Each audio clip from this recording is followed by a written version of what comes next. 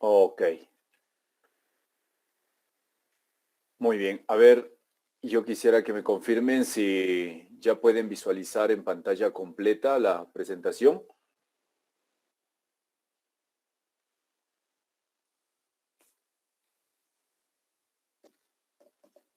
Sí, profesor. Ok, gracias, muy amable.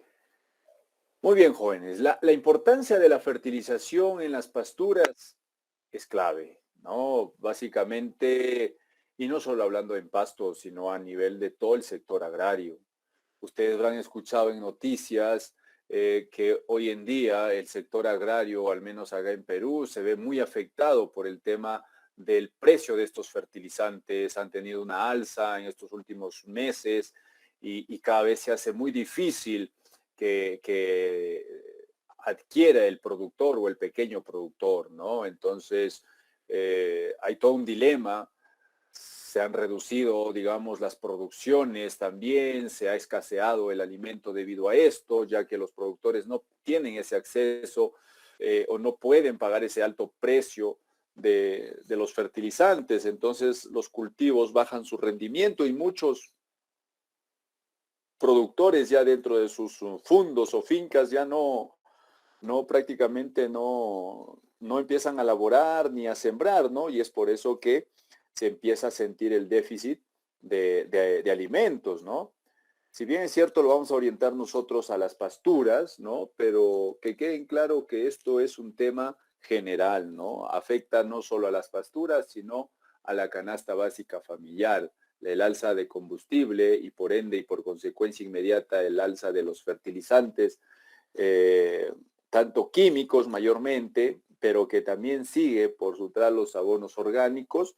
Entonces se complica el escenario, ¿no? Se torna un escenario un poco difícil y esperemos pues que el gobierno, el Estado central actúe inmediatamente frente a esto, porque si no la cosa se va a empeorar para la próxima campaña, ¿no? La campaña agrícola ya está a punto de iniciar nuevamente y caramba, muchos productores han dejado de instalar, ¿no? Han dejado de instalar. Muy bien. Es notorio, eh, muchos de ustedes ya a estas alturas, quién sabe, conocen ya el fertilizante químico o abono químico y también el orgánico, ¿no? Ahí pueden ver en las imágenes este uso de fertilizantes químicos como orgánicos es a nivel mundial, ¿no? Es toda una tendencia hoy en día para poder desarrollar nuestros cultivos con unas producciones o rendimientos de producción mayores, ¿no? Tener plantas vigorosas. Lo que radica la importancia de la fertilización es básicamente, digamos, generarle al suelo, ¿no? O devolverle al suelo lo que las plantas le van quitando, ¿no? O sea, de una u otra manera, el suelo empieza a desgastarse y si nosotros no cubrimos nuevamente esos requerimientos del suelo en lo que es macrominerales o microminerales, cada vez el suelo se vuelve desértico. Entonces, la fertilización, el abonamiento es clave importante para poder mantener o recuperar suelos ya heráceos, por ejemplo, ¿no? Si bien es cierto, la producción se ve aumentada, pero eso es una consecuencia de que al suelo se le está brindando estos nutrientes. Acuérdese siempre que en la fertilización de pasturas, nosotros vamos a hablar de un término que es el NPK, ¿no? Que prácticamente quiere decir nitrógeno, fósforo y potasio, así como lo ven ahí en la imagen, ¿no? Todo abono, todo fertilizante químico tiene su porcentaje de NPK, tiene un valor determinado, ¿no? Desde luego en laboratorios, en la parte industria, y lo representa en la bolsa, ¿no? Y lo representa, si observas, cualquier persona lo puede observar qué porcentaje tiene de NPK un fertilizante y un abono. ¿Ya? Por ejemplo, ahí miren el guano de las islas, ¿no? Ese es el saco, que acuérdense que el guano de las islas básicamente solamente puede vender el Estado peruano a través de la Oficina de Agrorural, ¿no? Después nada más, si usted encuentra en alguna agroveterinaria, veterinaria, es bamba, es saco nada más le están vendiendo. ¿Sí? Entonces, ahí observamos, miren, el porcentaje de nitrógeno, el porcentaje de fósforo y el porcentaje de potasio. Y siempre, como este es un abono orgánico y siempre se estila que en los abonos orgánicos se ponen rangos. Sí, porque estos difieren de la especie animal, difieren de la conservación de este guano y de la alimentación de estos animales, ¿no? Para generar un estiércol, por ejemplo. Entonces, por ejemplo, acá nos menciona que el guano de las islas puede generar un rango de 10 a 14% de nitrógeno, de 10 a 12% de fósforo y de 2 a 3% de potasio. Los vamos a clasificar primeramente los fertilizantes químicos, ¿no? Que tenemos los nitrogenados, los fosfatados y los potásicos, ¿no? Son los más comunes, lo que vamos a ver acá es algo común usado en pasturas, netamente, ¿no? Pero ojo, todos estos porcentajes, estos valores que ustedes van a ver por cada insumo o cada fertilizante, jóvenes, es en base a 100 kilogramos, ¿ya? Ese porcentaje que usted ve en la bolsa o en el saco, o lo que va a ver acá en esta diapositiva, es en base a 100 kilogramos. ¿Qué quiere decir? Que no se confundan. La mayoría de profesionales se confunden a la hora de hacer los cálculos. ¿Por qué? Porque en la bolsa se puede encontrar un ejemplo al nitrato de amonio con su 33% de nitrógeno. Pero acuérdense que la bolsa viene en una presentación de 50 kilogramos de nitrato de amonio. La mayoría de fertilizantes y abonos orgánicos, básicamente su presentación son 50 kilos, ¿ya? Entonces ahí aparece nitrato de amonio, 33% de nitrógeno. Pero ojo, eso no representa que ese saco de 50 kilos me esté dando los 33% de nitrógeno. No, ese valor está en base a 100 kilogramos. ¿Correcto? Que quede claro, no se confundan. Está en base a 100 kilogramos estos porcentajes que representaría pues un 100%. ¿Sí? Entonces, como ejemplo, nitrato de amonio con su 33% de nitrógeno. Sulfato de amonio, 20% de nitrógeno, muy usado hoy en día. La urea, 46% de nitrógeno. Casi se ha dejado de usar urea por el alto precio, ¿no? Casi llega ya, me parece, a 300 soles, me parece, la bolsa de urea. Es demasiado caro, ¿no? Se está acercando. Entonces, la urea, todos creo que conocen, o la mayoría, 46% de nitrógeno. Si vamos a la clasificación de fosfatados, tenemos al famoso superfosfato simple de calcio con su 20% de fósforo y adicional también un porcentaje de calcio. Tenemos el superfosfato triple de calcio, este sí ya es una concentración mejor con un 46% de fósforo. También contiene calcio. La roca fosfórica, que bueno, lo ponemos acá porque si de una u otra manera se industrializa podría verse. Si no, podrían clasificarlo en lo que es orgánico también. Y yo creo que de una otra manera podría sentar más en lo que es orgánico, pero salvo que la industria lo tome y lo adhiera algún valor adicional, bueno, pasaría a ser ya un químico, ¿no? Pero la roca fosfórica está entre 30 a 33% de fósforo. Luego tenemos otro fertilizante químico que es el fosfato diamónico. Este ya tiene 46% de fósforo y 18% de nitrógeno. Por eso hay ahí el nombre, fosfato diamónico. Todo lo que es nitrogenado tiene relación con amonio, si se han dado cuenta ustedes, ¿no? Luego tenemos los potásicos y tenemos dos claros ejemplos ahí. El cloruro de potasio y el sulfato de potasio, ¿no? El primero tiene 60% de potasio y el sulfato de potasio con un 50%. ¿Sí? Entonces, esos porcentajes representan la ley, la fórmula o concentración de nutrientes de NPK de un fertilizante o de un abono, ¿correcto? De repente tienen alguna pregunta, alguna duda, algún comentario, por favor me lo hacen saber.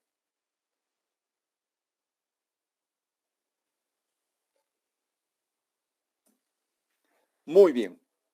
Vamos hablando sobre los abonos orgánicos. De igual manera que los fertilizantes químicos, toda la concentración que estos tengan está en base a 100 kilogramos, por favor. ¿Ya? Ahora, tenemos ejemplos muy comunes, el guano de las islas, ¿no? Con su 10-10-2, quiere decir nitrógeno, fósforo, potasio. Y ahí viene algo clave, jóvenes. Siempre cuando hablamos en fertilización, siempre hablamos del famoso NPK, nitrógeno, fósforo y potasio. En ese orden, por favor. Nitrógeno, fósforo y potasio. ¿Ya? Entonces, cuando usted venga a un valor 10-10-2, vas a ver que el primero es nitrógeno, el segundo es fósforo y el tercero es potasio. ¿Ya? Para que no se confunda. Luego, como les decía, la ronca fosfórica, en este caso un 30%, la gallinaza, que ya muchos de ustedes lo conocen seguro, porque es prácticamente el estiércol de la gallina, ¿no? Y a espaldas o acostado de la universidad por el Colegio Guillermo Urrelo, se ponen todos los días trailers y trailers, más de 5 o 6 trailers que llegan con gallinaza de la costa, ¿no? Entonces se usa bastante esto como abono orgánico, pero como ustedes pueden observar, así como el superguano, el estiércol de vacuno, el estiércol de ovino, de cuy y de alpaca, su NPK son valores muy bajos, ¿no? Si lo comparamos con los fertilizantes químicos, ¿no es cierto? Pero sí, alguien me diría, sí, pero es bajo su abono, los abonos orgánicos en NPK, pero ellos cumplen una función muy principal, lo que los fertilizantes químicos no tienen, que estos abonos orgánicos contienen un alto porcentaje de materia orgánica, ¿no? Algo muy importante para mejorar la textura, estructura del suelo, ¿no? Y para generar, pues, un alimento también, digamos, como su nombre lo dice, orgánico, porque no estamos prácticamente agregando nada químico. Pero ahí radica su importancia de estos abonos orgánicos, a pesar de que su NPK son muy bajos comparados con los fertilizantes químicos, radica en que tienen un porcentaje alto en materia orgánica, que sí hay que utilizar grandes volúmenes para cubrir de repente el NPK que nos recomienda el laboratorio, pero no habría problema. Esos grandes volúmenes de gallinaza, por ejemplo, 1, 2 toneladas, 3 toneladas, no daña el suelo. Recupera el suelo, genera más porosidad, mayor materia orgánica, mayor porcentaje de microorganismos en el suelo, mayor textura del suelo. Las clases texturales, digamos, se denotan mejor todavía en el suelo. ¿Sí? Entonces, por ahí radica la importancia de los abonos orgánicos. Y siempre, bueno, la tendencia hoy en día es usar abonos orgánicos, ¿no? Esperemos que con el tiempo se puedan ir, quién sabe, generando mejores estrategias en el uso de abonos orgánicos y ya no tanto en fertilizantes químicos, ¿no? Porque los fertilizantes químicos tienen sí algunas desventajas, ¿no? Tampoco hay que satanizarlos, mucho cuidado con eso, no hay que satanizarlos, porque si usted tiene, digamos, los valores adecuados, sabe cuándo, dónde y cuánto usar, tranquilamente funciona. Pero si por ahí usted hace un uso indiscriminado prácticamente de estos fertilizantes químicos, ahí es donde vienen los problemas al suelo y por ende a todo el sistema ganadero, ¿ya? Entonces la tendencia hoy en día, en pleno siglo XXI, dice, como primera alternativa, echar mano al abono orgánico. Y quién sabe por ahí, luego para cubrir algunos déficits, echar mano al fertilizante químico. ¿Se puede usar ambos? Sí. ¿Se puede usar orgánico, químico, mezclado? Sí, no hay problema. ¿Ya? Entonces, si ustedes se dan cuenta ahí, por ejemplo, el estiércol de vacuno, ¿no? Que muchas veces se ve en los establos, en las composteras. Miren, 1.27 de nitrógeno, 0.81 de fósforo y 1.30 de potasio, así como el resto de estiércoles muy bajos en NPK, pero no hay que verlo, no hay que desmerecerlos por esa parte, sino que hay que ver las grandes ventajas que nos ofrecen en el momento de que uno lo usa. Si tuviesen alguna pregunta, duda, me lo hacen saber, por favor. Solo activan su micro y listo. Profesor, le digo, los fertilizantes químicos, ¿cómo se le podría decir? podrían causar un tipo de consecuencias en los suelos o no. Correcto, gracias. Sí, sí, desde luego, ya lo mencionaba, ¿no? Que el fertilizante químico, una de las grandes desventajas, por ejemplo, un ejemplo, el sulfato de amonio, por ejemplo, ¿no?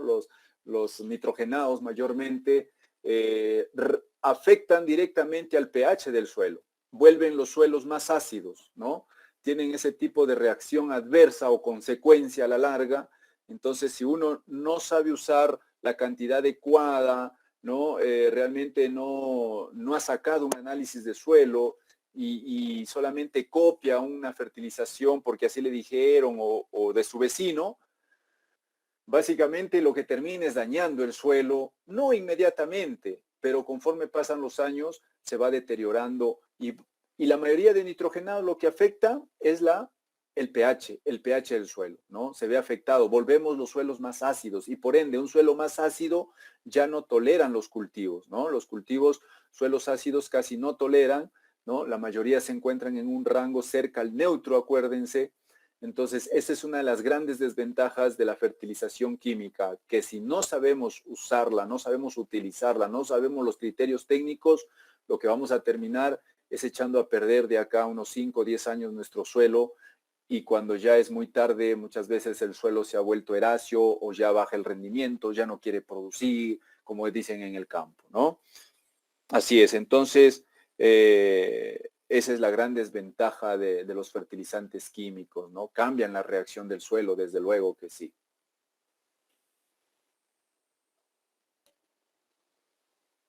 ¿Alguna otra pregunta, duda, comentario? Ninguna duda, profesor. Listo, gracias. Muy bien.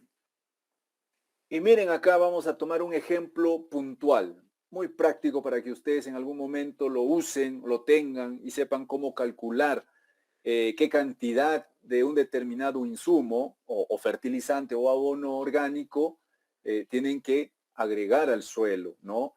Y lo que siempre les he dicho a ustedes, que todo se trabaja en base a una hectárea, ¿no? Todo, en pastos todo se trabaja en base a una hectárea. Luego ya podemos generar un valor para una determinada área, si es menos que la hectárea o mucho más, ¿no? Mucho más hectáreas. Entonces, acá vamos a tomar como referencia los datos que están en color rojo, que son las recomendaciones que el laboratorio nos ha dado. Son los resultados que arrojó el laboratorio. ¿Qué quiere decir esto? Que yo primeramente, antes de instalar mi pastura, he tenido que llevar mi muestra de suelo, ¿no? Al laboratorio de suelos y ellos me van a generar un resultado, ¿no es cierto? Entonces, el laboratorio para nuestro ejemplo nos dice que para nuestra asociación de pasturas, ¿qué quiere decir? Una gramínea más una leguminosa, por ejemplo, un ryegrass más trébol, nos dice que necesitamos agregar 30 de nitrógeno, 150 de fósforo y 60 de potasio a una hectárea de nuestro terreno. ¿Se dan cuenta? Para el ejemplo vamos a trabajar con una hectárea, ¿no? Vamos a trabajar con una hectárea. Entonces, recordamos que me han dicho que tanto los abonos orgánicos y los químicos se trabajan en 100 kilogramos, en base a 100 kilogramos. Entonces, para ello tengo que saber su fórmula o ley, ¿no? De NPK. Entonces voy a tomar 3 insumos para ver cómo me va. Y digo, el guano de las islas, que tiene 10-10-2, el superfosfato triple de calcio, que tiene 0,460, y el cloruro de potasio, que tiene 0,060. ¿Qué quiere decir? Que este cloruro de potasio no tiene nitrógeno, no me aporta fósforo, pero sí un 60% de potasio. Mientras que el superfosfato triple de calcio no me aporta nitrógeno, sí me aporta un 46% de fósforo, más no me aporta potasio, ¿no? Toda esta fórmula, esta ley o esta concentración de NPK es base 100 kilos, en base a 100 kilos. Muy bien, entonces pasamos a hacer reglas de 3 simples, muy sencillas, jóvenes, ¿no? Creo que todos al menos La mayoría debe haber hecho en colegio, en universidad, las famosas reglas de 3 simples. Ustedes lo pueden agregar esto en una matriz Excel y se les facilita los cálculos, ¿no? Pero igual, para hacer una matriz hay que saber cómo se originan los datos. Entonces, miren, empezamos por el guano de las islas, por el orgánico. Vamos a empezar por el orgánico y decimos, respecto al nitrógeno, el guano de las islas, sabemos que en 100 kilos de guano de las islas vamos a encontrar 10 kilogramos de nitrógeno. Este me va a aportar esos 10 kilogramos de nitrógeno, ¿no? Y el laboratorio, acuérdense que me había pedido 30. Ahí está, en rojo, miren. Me había recomendado tener 30, agregar 30 a mi suelo. Entonces digo, si en 100 kilogramos existen 10 kilogramos de nitrógeno, para obtener 30 kilogramos de nitrógeno, ¿cuántos kilogramos de guano de isla necesitaría? Hago mi regla de 3 simple y me sale 300 kilogramos de guano de las islas. Ok, con esos 300 kilogramos que voy a usar por hectárea de guano de las islas, estoy cubriendo el requerimiento o la recomendación que me ha dado el laboratorio de 30 kilogramos de nitrógeno. Listo, se acabó mi problema de nitrógeno, miren. Pero vamos a ver cómo me va en fósforo con el guano de las islas. ¿Cuánto me aporta? También sé que el guano de las islas en 100 kilogramos me aporta 10 kilogramos de fósforo. Entonces, como ya voy a utilizar 300 kilogramos de guano de las islas, ¿cuánto me va a aportar esto? Hago mi regla de 3 simple y menciono que estos 300 me aportan 30 kilogramos de fósforo. Correcto. Todavía hay un déficit, ¿no? Porque el laboratorio me pedía 150, pero ya hay un aporte de fósforo. Voy al potasio, al tercer macroelemento, que es el potasio, y de igual manera, si sé que en 100 kilogramos de guano de las islas solo me aporta 2 kilogramos de potasio, en 300 kilogramos de guano, ¿cuánto me aporta? Y me da un dato, un resultado de 6 kilogramos de potasio. Entonces digo, he cubierto con 300 kilogramos de guano de islas, he cubierto ya mi requerimiento de nitrógeno de los 30 kilogramos. Fósforo todavía tengo una diferencia de 120 y potasio de igual manera tengo una diferencia de 54, ¿no? Entonces, busco en este caso en el superfosfato triple de calcio, ¿no? El valor, a ver, si realmente cierro con esos 120. Y sí, miren, se puede. Acuérdense que el superfosfato triple de calcio en 100 kilos de este, vamos a encontrar 46 kilogramos de fósforo o 46% también podría ser, ¿no? Entonces yo digo, para cubrir mi diferencia de fósforo de 120 kilogramos, ¿cuánto de superfosfato triple de calcio voy a utilizar? Y haciendo la regla de 3 simple, me encuentro que necesito 260.87 kilogramos de superfosfato triple de calcio. Y listo, he completado la diferencia de fósforo con esos 260.87 kilogramos de superfosfato triple de calcio. Y acuérdense que el superfosfato triple de calcio ya no me brinda más, no me brinda nitrógeno ni potasio, solo fósforo, 46. Y es por eso que ahí ya terminaría con el superfosfato triple de calcio. Y estoy cubriendo ya el requerimiento de fósforo de mi suelo. Ahora voy con el potasio, cloruro de potasio. Tercer macroelemento.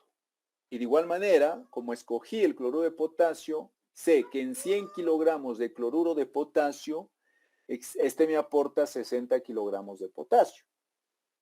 Entonces, para cubrir esa diferencia de 54, hago mi regla de 3 simple y digo cuántos kilos necesito.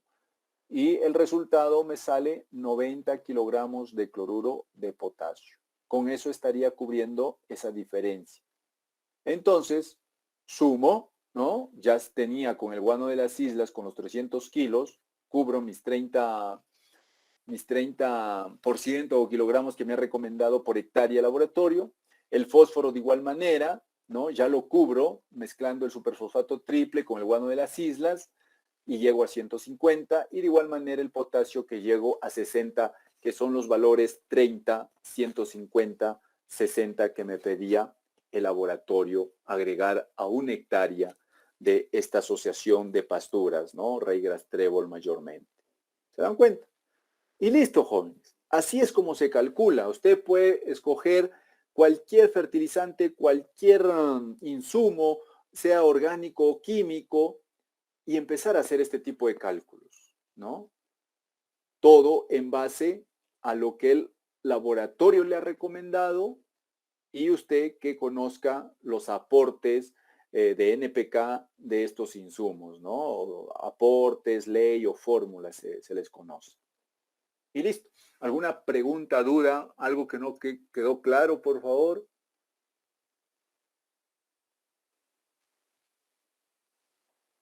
Matemática básica, muy sencillo. Los que no recuerden la regla de 3 simple, ahí está YouTube, Internet. Es algo muy, muy, muy simple eso, ¿no? Para calcular el tema de insumos respecto a fertilizantes químicos orgánicos. Muy bien. Entonces, de acuerdo a estos datos, nosotros, ¿qué haríamos? Dice, se conoce que los 3 insumos que usamos, su presentación es de 50 kilogramos por saco o bolsa, ¿no? Acuérdense, sí, la industria de fertilizantes y abonos, la mayoría de 50 kilos, ¿no? De 50 kilos, al menos el fertilizante químico viene de 50 kilos, salvo algunos orgánicos que sí viene de 40 a 20 kilos, ¿no? Entonces, ¿cuántos sacos voy a comprar? De guano de las islas, decía que voy a usar 300 kilogramos, entre 50, que es el volumen por saco, me da 6 sacos por hectárea. 6 sacos por hectárea. Acuérdense que esto es por hectárea, ¿eh?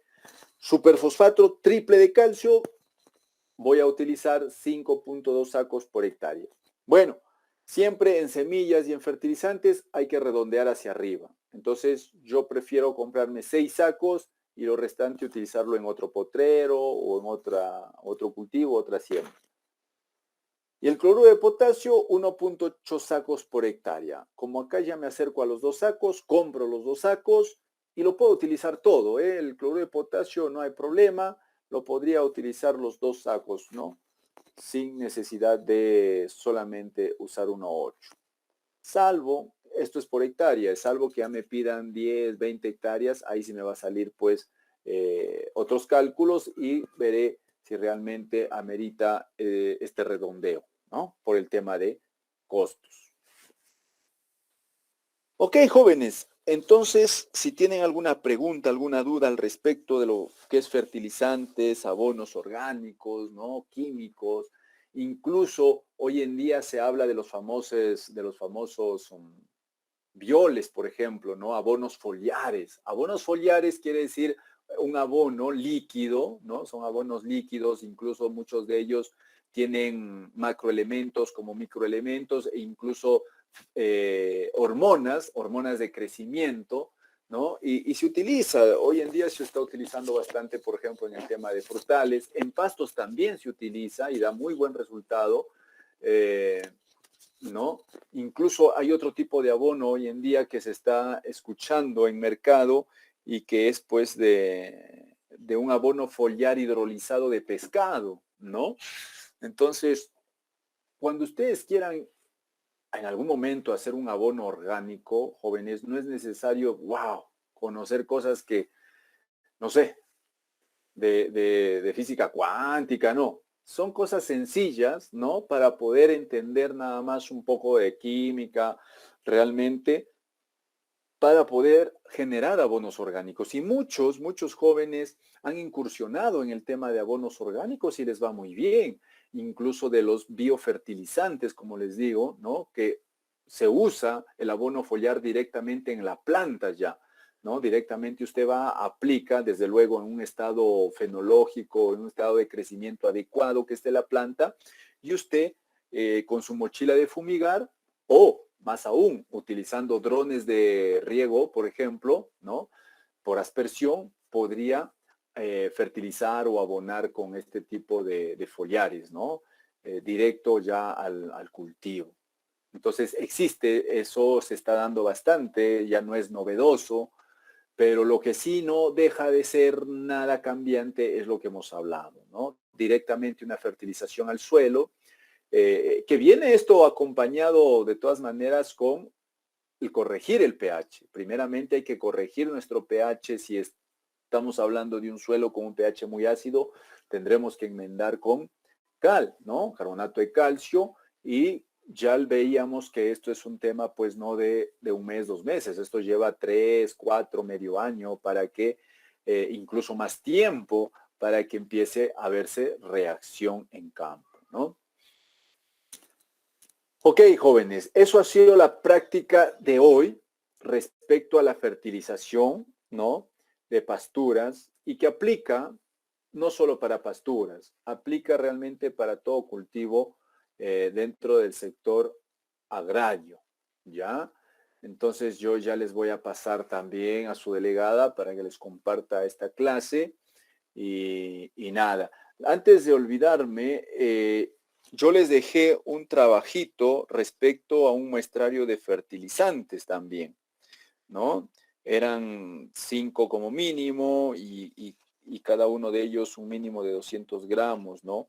Si bien es cierto, les dije que lo rotulen, o sea, lo pongan en el frasquito su nombre, ¿no? Del fertilizante, pero ahora lo van a agregar el NPK, ¿no? Por ejemplo, si alguien me dijo, profesor, este es urea. Ah, ok.